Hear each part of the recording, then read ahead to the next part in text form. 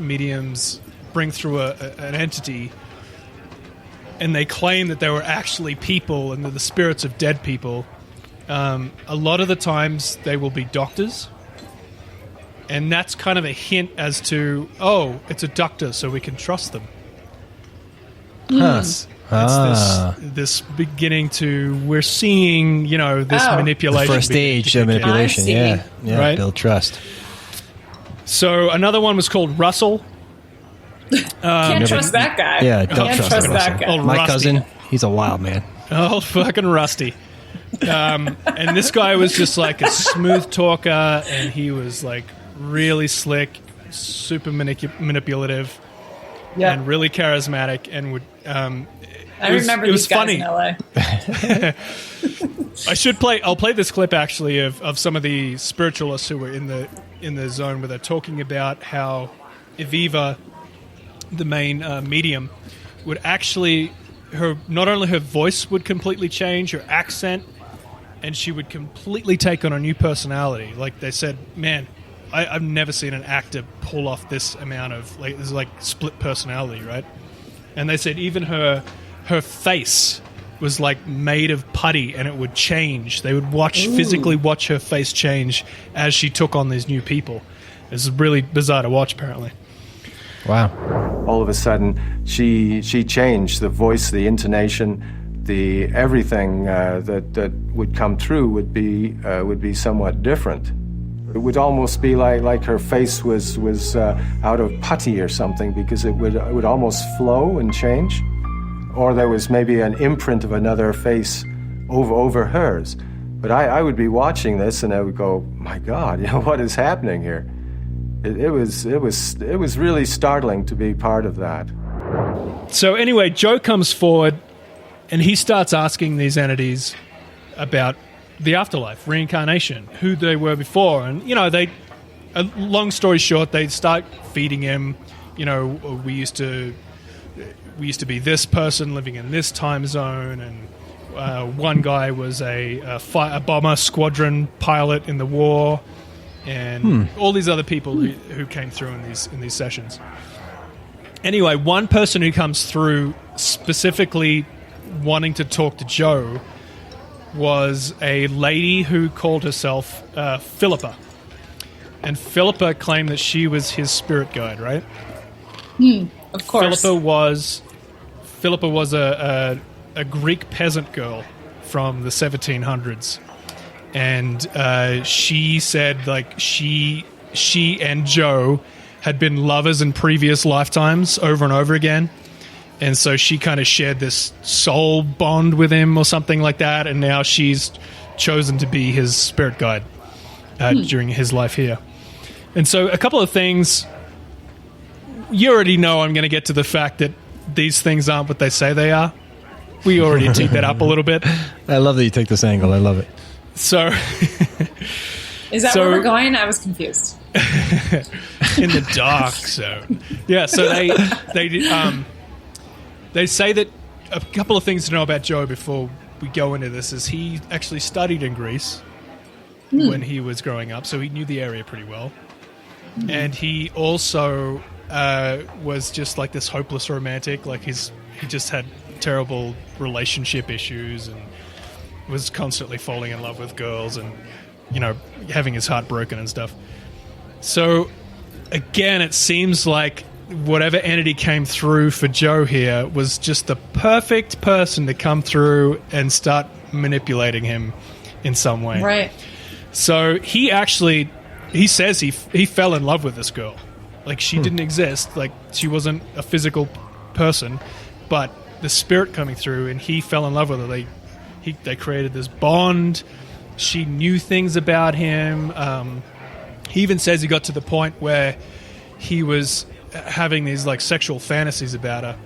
And actually, that was another thing that came through. I'll get to that in a second. I'll tease that up. Go sex. Right. But no, he was he kind of had these fantasies about her, and he would sit and meditate in his own place, away from the fucking seance, whatever you call it, the mediumship, the spiritualist party. Yep. When he was back at his place, he would sit there and meditate, and he would try and picture Philippa. and try and make contact with her. And he said one night she came through vividly. He could see her. She was smiling, and he couldn't hear her, but they had this connection, and she was kind of communicating with him. Anyway, next time he went back to the spiritualist, Philippa came through again, immediately said, "Oh my God, we made a connection. We connected. She knew all about this. He hadn't told anyone about this." So there is some. It's like I don't know. It's like, you know when you always worry about your dead relatives sitting in your room while you're jerking off or whatever? Yeah, I have that fear. Every 6 hours, I fear that. So the Every spirits 6 are watching. hours? You have some Just so you know, issues. they're watching. Yeah, it's more like 4, but whatever. And they know your thoughts, apparently, too. So good luck with that. Oh, Jesus. So anyway. No one's going to like me in the afterlife.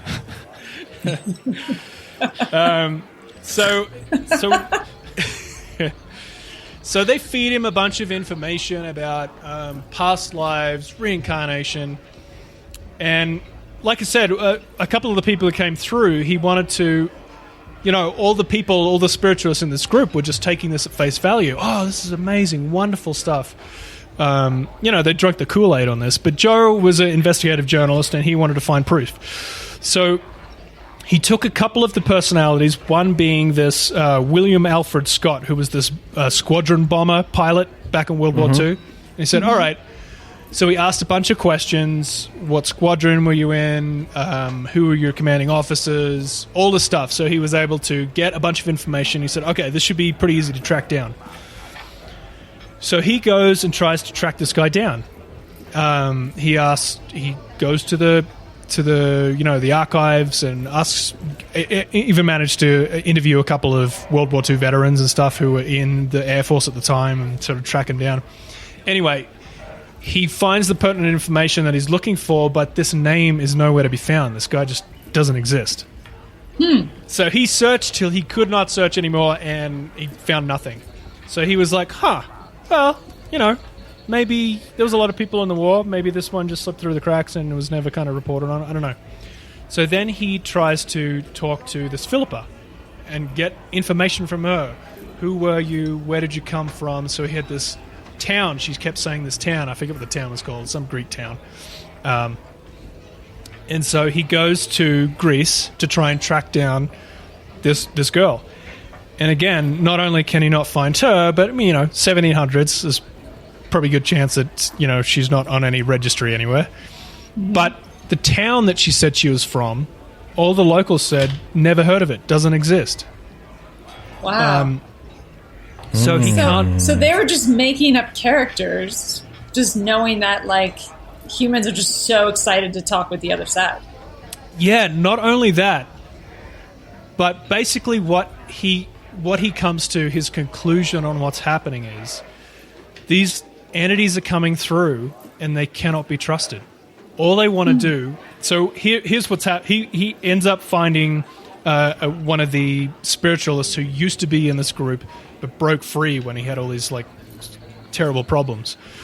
And basically this guy was explaining to him, same as him, this entity came through, was his guide, and started filling him. And he said, this is what they do. They fill you with love, and it's like a psychopath who's just manipulating you to believe them and to just listen to them.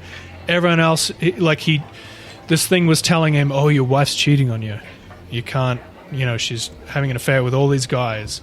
And it was it was telling him, filling his head with these business things. It had helped build his business for a while. It's like they were building him up and then pulling the rug out from under him. And they would just continually do it. They just build him up and just to get this emotion. They're feeding off it.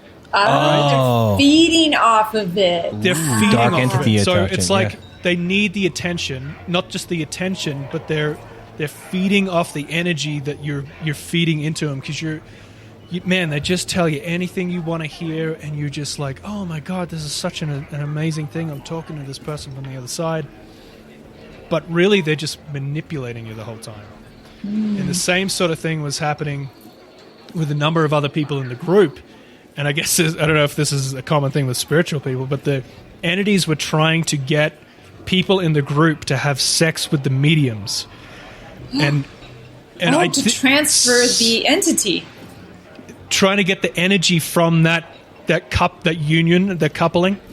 They were trying to get like, oh, she loves you, and she's, man, you guys have a soul connection, and I feel like you just need to touch her. And he kept trying to, like, dude, this is like the synopsis for It Follows 2. Like, right? Yeah. I was just thinking of that movie today, which was brilliant. Awesome horror movie. That's really creepy. Yeah. Sexually transmitted demons. Yeah. But you're right. People believe it because they're like, wow, this is a supernatural experience, which it is. Right. Yeah. But it's only for the benefit of the creature, whatever they are on the other side, to get the emotional energy that they need. Right. So Joe ends up confronting the entities, and much to the chagrin of the other spiritualists, who have drunken the Kool-Aid and think this is the most amazing, lovely, Space Brothers thing that's ever happened to them. Joe started saying, hey, I went to look for you, look you up, and you don't exist. What gives? This place you told me you come from, it doesn't exist. And these entities started getting, don't you do that. Don't start looking into that. You stay away, you keep away, you're ruining my family line or something like that. And they would start like manipulating his, like, trying to make him feel bad for doing this. And they said, like, these guys are just brilliant manipulators. They're just using all the tricks in the emotional abuse handbook, and they're just so good at it. And it's like you can't help but feel taken away with these things. Oh my God, I'm sorry, I don't know what I was doing. And anyway, this wasn't working on Joe. He was mad at this point because he'd fell in love with this Philippa entity, right? So he was fucking, ropeable at this point. Like, at the spiritualists, at these entities, like, how dare you fucking lie to me and take me on this ride? What do you want from this? And so the entities, started to get, like, mad back at him, but then they would change the subject all of a sudden and start talking about something else. And they kept, like, avoiding his questions then, and they wouldn't answer anything. So anyway, like I said, there's a whole lot more to this story going on other than this, and I'll get into it at some stage when I actually get to read the whole book, but it sounds super fascinating. But totally. So anyway, Joe ends up taking the opposite point of view now. Like, his whole worldview is, like, thrown upside down because now he's seeing whatever's coming through cannot be trusted. These spirit guides that they call themselves, they're just leading you down the garden path in order to feed off your whatever they want. We talk about energy vampires, whatever it is. They cannot be trusted. They're deceivers. They're tricksters. Well, it makes sense, though, because when people can't find answers in third dimensional reality, they seek supernatural experiences. And I don't think that they're all bad.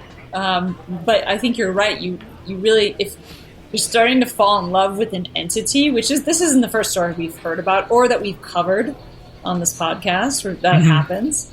Yeah. That becomes a situation where they are feeding off of you, for sure. Right.